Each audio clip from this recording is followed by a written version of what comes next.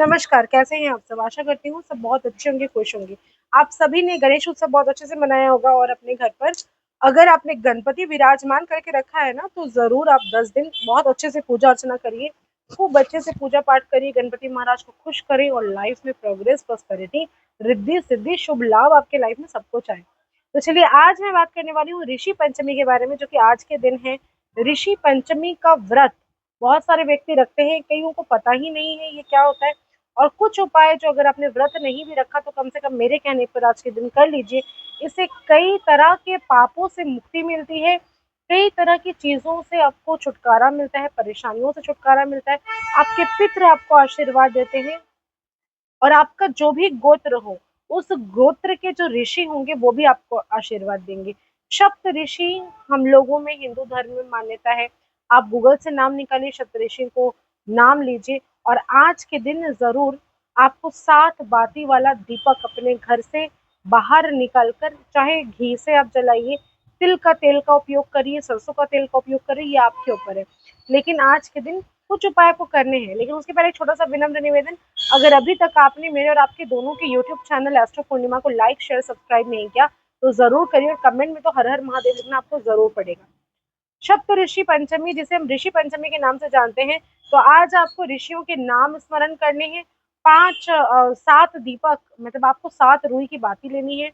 एक छोटा-सा, जितना भी साइज़ हो आपकी मर्ज़ी है, पूरा लबालब उसमें आप घी डाल दीजिए, तिल का तेल डालिए, सरसों तेल डालिए, 7 रुई की बाती लगाएँ, अपनी मनोकामना कहते रहिए और सप्तऋषियों का स्मरण करके, उनका ध्यान करके आज आपको ये काम करना है कि आपको अपने घर के बाहर सूर्य अस्त के बाद निकलना है। अपने दरवाजे के आस-पास कहीं पर भी थोड़ी-सी चावल, यानी बिना टूटा हुआ चावल आपको नीचे रखना है, या फिर धान रख सकते हैं, गेहूँ रख सकते हैं, कोई भी अनाज रख सकते हैं। रख कर आपको उसके ऊपर उस दीपक को प्रज्वलित करना है और अपनी इच्छाएं आकाश को देखकर सप्तऋषि को प्रणाम करके आपको आज कहना है। मात्र इस काम को अगर आप कर लेते हैं तो आपके जन्म जन्मांतर के जितने भी दुख हैं वो सारे खत्म होते हैं, जितने पाप है वो सारे खत्म होते हैं। और ये जो उपाय है ये कोई भी व्यक्ति कर सकता है, किसी ने व्रत किया हो, नहीं किया हो, कुछ भी। और एक कथा मैं आपको संक्षिप्त में बताने जा रही हूँ, आप चाहे तो गूगल से निकाल कर या फिर यूट्यूब पर सुन भी सकते हैं। इसकी पीछे कहानी है। आज के दिन इस कहानी को सुनने से आपके जन्म, कहते हैं ना कि हमें हमारे जो कर्म होते हैं उसके अनुसार हमें जन्म मिलता है।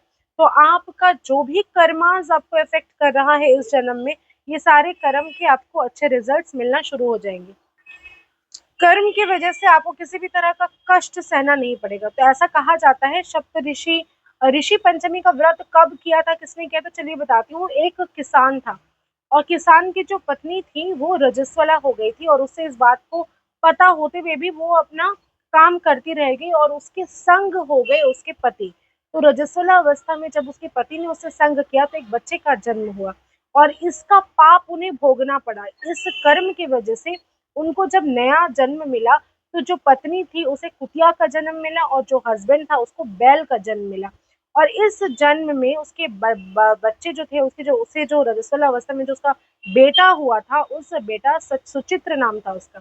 और उसकी शादी एक लड़के से हुई थी और वो लोग दोनों खाना खा रहे थे। एक सर्प आकर उसके खाने में अपना विष छोड़कर चला गया और उसकी जो कुतिया जो थी, उसकी माँ थी पहले जन्म में, उसने उसको देखा और उसने मुंह लगा दिया, जिसकी वजह से उसकी पत्नी गुस्सा हो गई और उसको मारने लगी। लेकिन उसे स्मरण आया कि ये पिछले जन्म में इस तरह की चीजें हुई थी, तभी मेरे माता पिता का जन्म ऐसा हुआ, इनको ऐसा स्वप्न आया। और उसके बाद उसने मुक्ति के लिए, उन्होंने कहा कि बच्चे की मुक्ति के लिए हमें इस व्रत का पालन करना चाहिए। मतलब हमारे जो पूर्वज हैं, यानी हमारे जो माता पिता रह चुके हैं, जिनको इस पाप का भोग भोगना पड़ रहा है इस पशु के वेश में, उससे उनको मुक्ति दिलाने के लिए बेटे ने और उसकी पत्नी ने ऋषि पंचमी का व्रत किया और उनसे उसके छुटकारा यानी निवारण हेतु किसी पंडित के पास गए और उन्हें दान पुण्य किया। तो ऐसी एक कथा आती है जिसको आप संक्षिप्त में सुन सकते हैं, यूट्यूब वगैरह में होगी ही मेरे ख्याल से।